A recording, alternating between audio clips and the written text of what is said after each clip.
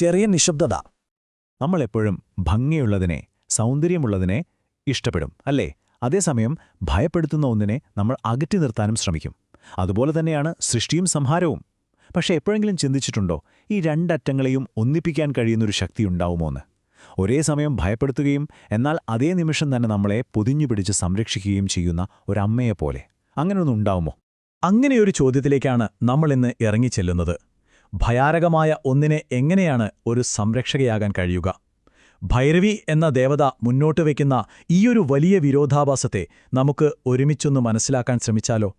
ഈയൊരു പുരാതന പ്രാർത്ഥന കേൾക്കുമ്പോൾ അതൊരു സ്തുതി മാത്രമല്ല, ഭൈരവിയുടെ സത്തയിലേക്കുള്ള ഒരു താക്കോല് പോലെയാണത്.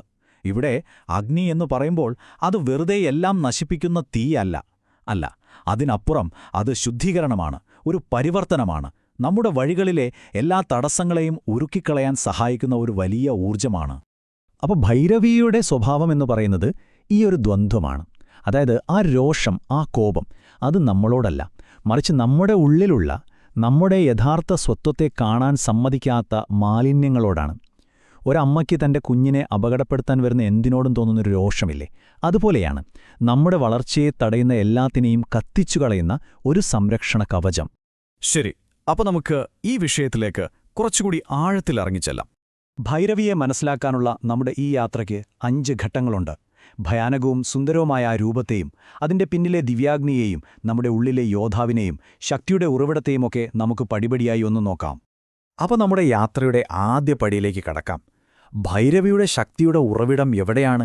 അത് മനസ്സിലാക്കുമ്പോൾ തന്നെ ഈ ദേവതയുടെ യഥാർത്ഥ സ്വഭാവം നമുക്ക് പതിയെ വെളിപ്പെട്ടു തുടങ്ങും. ഭൈരവി പ്രതിനിധീകരിക്കുന്ന ആ അടിസ്ഥാന ഊർജ്ജമാണ് തേജസ്. എന്താണ് ഈ തേജസ്? നമ്മൾ കാണുന്ന തീയല്ലാത്, അല്ല, മറിച്ച് നമ്മുടെ ഉള്ളിലുള്ള ബോധത്തിൻ്റെ ജ്വാലയാണ്. സൂര്യനിൽ നിന്ന് ചൂടും വെളിച്ചവും വരുന്നതുപോലെ നമുക്ക് ജീവൻ നൽകുന്ന ഒരു ശക്തി. എല്ലാം ഉണ്ടാക്കുന്നതും നിലനിർത്തുന്നതുമെല്ലാം ഈ ഒരു ഊർജ്ജം തന്നെയാണ്.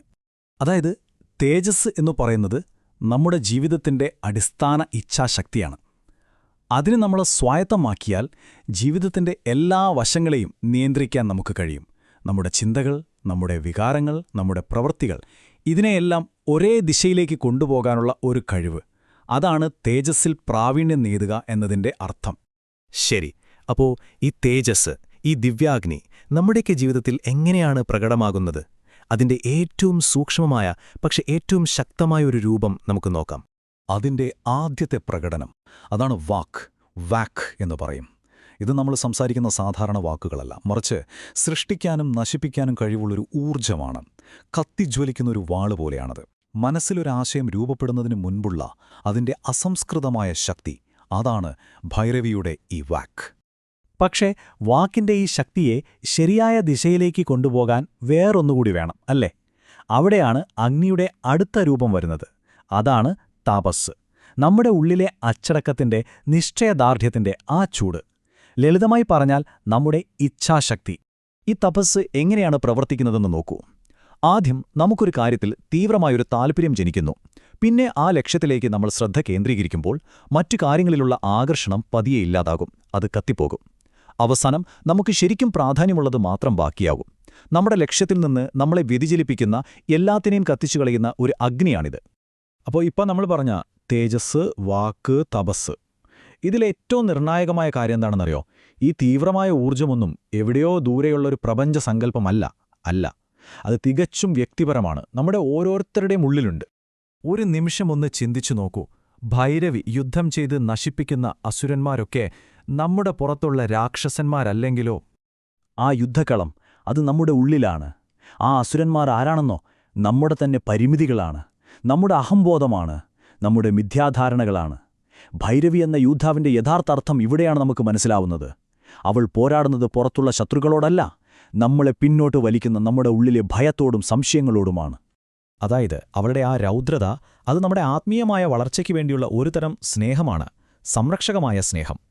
ഒരു അമ്മയ്ക്ക് തൻ്റെ കുഞ്ഞിന് ഭീഷണിയാകുന്ന എന്തിനോടും തോന്നുന്ന ഒരു കോപമില്ലേ, അതുപോലെ നമ്മുടെ വളർച്ചയെ തടയുന്ന എന്തിനേയും ഇല്ലാതാക്കാൻ നമ്മളെ പ്രേരിപ്പിക്കുന്ന ഒരു ശക്തിയാണത്. അപ്പോൾ നമ്മുടെ ഈ യാത്രയുടെ അവസാന ഘട്ടത്തിലേക്ക് കടക്കുകയാണ്. ഇത്രയും നേരം നമ്മൾ സംസാരിച്ച ഈ വലിയ പ്രപഞ്ചശക്തികളെ നമ്മുടെ സ്വന്തം ശരീരത്തിൻ്റെ യാഥാർത്ഥ്യത്തിലേക്ക് എങ്ങനെയാണ് ബന്ധിപ്പിക്കുന്നത് എന്ന് നോക്കാം.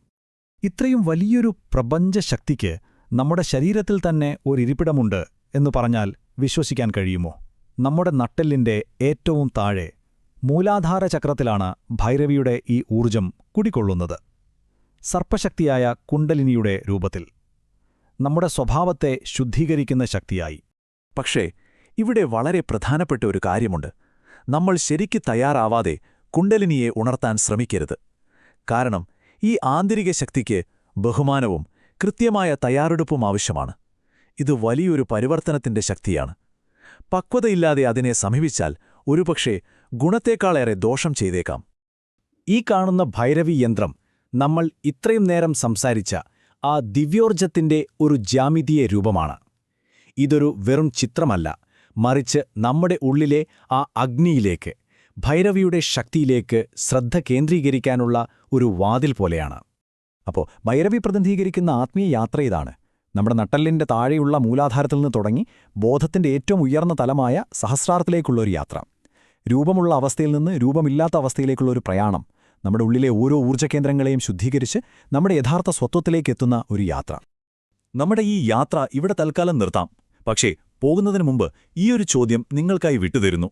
നിങ്ങളുടെ ജീവിതത്തിലെ ഏതൊക്കെ മിഥ്യാധാരണകളെയാണ്, ഏതൊക്കെ പരിമിതികളെയാണ് ഇങ്ങനെ പവിത്രമായ, സംരക്ഷകമായ ഒരഗ്നിക്ക് കത്തിച്ചു കളയാൻ സാധിക്കുക?